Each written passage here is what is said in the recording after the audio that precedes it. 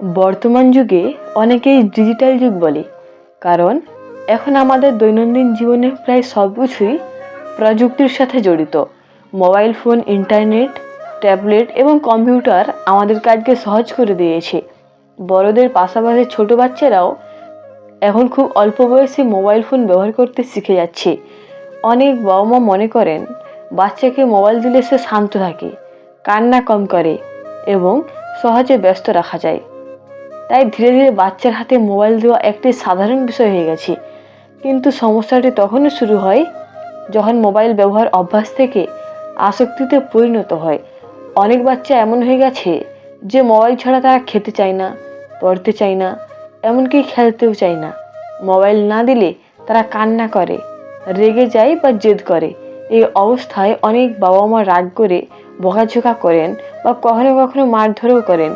কিন্তু মনোবিজ্ঞানীরা বলছেন মারধর করলে সমস্যার সমাধান হয় না, বরং বাচ্চার মানসিক ক্ষতি হতে পারে। তাই বাচ্চাকে ভালোবাসা, ধৈর্য এবং বৈজ্ঞানিক পদ্ধতিতে ধীরে ধীরে মোবাইল থেকে দূরে আনা সবচেয়ে ভালো উপায়। এই আলোচনায় আমরা জানাবো বাচ্চারা বেশি মোবাইল ব্যবহার করলে কী ধরনের ক্ষতি হতে পারে এবং মারধর ছাড়াই 8টি বৈজ্ঞানিক উপায়ে কিভাবে বাচ্চার আচরণ পরিবর্তন করা যায়। প্রথমে জেনে নেওয়া যাক অতিরিক্ত মোবাইল ব্যবহারের ক্ষতি কি কি। সবচেয়ে বড় ক্ষতির একটি হলো চোখের সমস্যা। মোবাইল ফোনের স্ক্রিন থেকে যে নীল আলো বের হয় তা দীর্ঘ সময় চোখে পড়লে চোখের উপর চাপ পড়ে। অনেক সময় চোখ শুকিয়ে যায়, চোখে জ্বালা করে এবং ঝাপসা দেখা শুরু হয়। ছোট বাচ্চাদের চোখ এখনো পুরোপুরি বিকশিত হয়নি, তাই অতিরিক্ত স্ক্রিন টাইম তাদের চোখের জন্য আরও বেশি ক্ষতিকর হতে পারে। বর্তমানে অনেক চক্ষু বিশেষজ্ঞ বলছেন যে শিশুদের মধ্যে অল্প বয়সে চশমা লাগার একটি বড় কারণ হলো অতিরিক্ত মোবাইল ব্যবহার। দ্বিতীয় ক্ষতি হলো ঘুমের সমস্যা। অনেক বাচ্চা রাতে ঘুমানোর আগে মোবাইলে গেম খেলে বা ভিডিও দেখে, কিন্তু গবেষণায় দেখা গেছে মোবাইলের স্ক্রিনের আলো মস্তিষ্কে ঘুমের হরমোন তৈরির প্রক্রিয়াকে বাধাগ্রস্ত করে। ফলে বাচ্চারা ঠিকমতো ঘুমাতে পারে না। ঘুম কম হলে তাদের মেজাজ খিটখিটে হয়ে যায় এবং তারা সহজেই রেগে যায়। তৃতীয় ক্ষতি হলো মনোযোগের সমস্যা। মোবাইলের ভিডিও বা গেমগুলো খুব দ্রুত পরিবর্তন হয় এবং এতে অনেক রঙিন দৃশ্য থাকে। এতে বাচ্চার মস্তিষ্ক দ্রুত উত্তেজিত হয় এবং সে সবসময় নতুন উত্তেজনা খুঁজতে থাকে।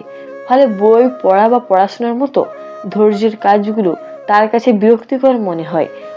অনেক শিক্ষকও অভিযোগ করেন যে যারা বেশি মোবাইল ব্যবহার করে তারা ক্লাসে মনোযোগ ধরে রাখতে পারে না। চতুর্থ ক্ষতি হলো আচরণগত পরিবর্তন। অনেক বাচ্চা মোবাইল না পেলে রেগে যায়, কান্না করে বা জেদ ধরে। মনোবিজ্ঞানীরা এটিকে ডিজিটাল আসক্তির লক্ষণ হিসেবে দেখেন। মোবাইল গেম বা ভিডিও দেখার সময় মস্তিষ্কে ডোপামিন নামের একটি হরমোন বের হয় যা আনন্দের অনুভূতি তৈরি করে। তাই বাচ্চা বারবার সেই আনন্দ পাওয়ার জন্য মোবাইল চাইতে থাকে। পঞ্চম ক্ষতি হলো শারীরিক সমস্যাও দেখা দিতে পারে। দীর্ঘ সময় বসে মোবাইল ব্যবহার করলে বাচ্চারা কম নড়াচড়া করে, ফলে শরীর চর্চা কম হয় এবং ওজন বেড়ে যাওয়ার ঝুঁকি তৈরি হয়। অনেক সময় ঘাড় ব্যথা বা পিঠ ব্যথার সমস্যাও দেখা যায়। ষষ্ঠ ক্ষতি হলো সামাজিক দক্ষতা কমে যাওয়া। আগে বাচ্চারা মাঠে খেলতো, বন্ধুদের সাথে মিশত এবং বিভিন্ন সামাজিক আচরণ শিখত, কিন্তু এখন অনেক বাচ্চা একা বসে মোবাইল নিয়ে সময় কাটায়। এতে তারা বাস্তব জীবনে মানুষের সাথে কথা বলা বা মিশতে অস্তিত্ব বোধ করতে পারে।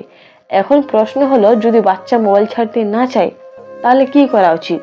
নিচে মারধর ছাড়া 8টি বৈজ্ঞানিক উপায় আলোচনা করা হলো। প্রথম উপায় হলো ধীরে ধীরে স্ক্রিন টাইম কমানো। হঠাৎ করে পুরোপুরি মোবাইল বন্ধ করে দিলে বাচ্চা বিরক্ত হতে পারে, তাই ধীরে ধীরে সময় কমানো ভালো। যেমন যদি আগে দিনে 4 ঘন্টা মোবাইল ব্যবহার করে তাহলে সেটা 3 ঘন্টা, তারপর 2 ঘন্টা এবং ধীরে ধীরে 1 ঘন্টায় নামিয়ে আনুন। দ্বিতীয় উপায় হলো বিকল্প আনন্দের ব্যবস্থা করা। বাচ্চা মোবাইল ব্যবহার করে কারণ সেখানে সে আনন্দ পায়, তাই তাকে এমন কিছু দিতে হবে যাতে সে আনন্দ পায়। যেমন আঁকাআঁকি করা, গল্পের বই পড়া, পাজল লেখা, লেগো দিয়ে কিছু বানানো বা কাগজ দিয়ে বিভিন্ন জিনিস তৈরি করা। তৃতীয় উপায় হলো বাইরে খেলাধুলা বাড়ানো। মাঠে খেলাধুলা করলে বাচ্চার শরীর সুস্থ থাকে এবং তার মনও ভালো থাকে। ফুটবল, ক্রিকেট, সাইকেল চালানো বা দৌড়ানোর মতো খেলাগুলোও খুব উপকারী। বাইরে খেললে বাচ্চা বাস্তব জীবনের আনন্দ অনুভব করতে শেখে।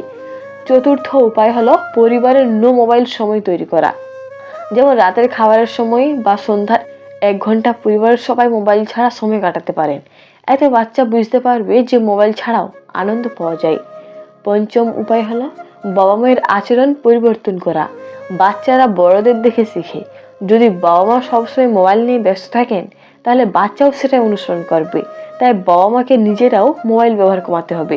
ষষ্ঠ উপায় হলো বাচ্চাকে দায়িত্ব দেওয়া। যেমন ছোট ছোট কাজ করতে বলা, গাছকে পানি দেওয়া, খেলনা গুছানো বা বই সাজানো। এতে বাচ্চা ব্যস্ত থাকবে এবং মোবাইলের কথা কম ভাববে। সপ্তম উপায় হলো মোবাইলকে পুরস্কার হিসেবে ব্যবহার করা। যেমন পড়াশোনা শেষ করলে বা ভালো আচরণ করলে নির্দিষ্ট সময়ের জন্য মোবাইল ব্যবহার করতে দেওয়া যেতে পারে। এতে বাচ্চা নিয়ম মানতে শিখবে।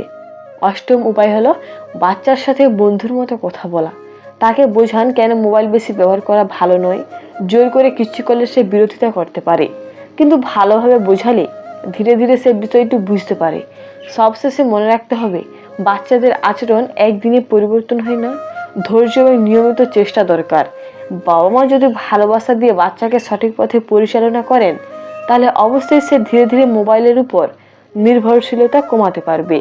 প্রযুক্তি আমাদের জীবনের অংশ, কিন্তু সেটি নিয়ন্ত্রণভাবে ব্যবহার করা উচিত। বাচ্চাদের ছোটবেলা থেকে যদি সঠিক অভ্যাস শেখানো যায় তাহলে তারা প্রযুক্তির ভালো দিকগুলো ব্যবহার করতে পারবে এবং একই সাথে সুস্থ জীবনযাপন করতে পারবে। আপনার সন্তান যদি মোবাইল ছাড়তে না চায় তাহলে আজ থেকে এই 8টি উপায় ধীরে ধীরে প্রয়োগ করার চেষ্টা করুন। মনে রাখবেন, ভালো অভ্যাস তৈরি করতে সময় লাগে, কিন্তু একবার অভ্যাস তৈরি হয়ে গেলে সেটা ভবিষ্যতের জন্য বড় উপকার নিয়ে আসে। ধন্যবাদ সবাইকে।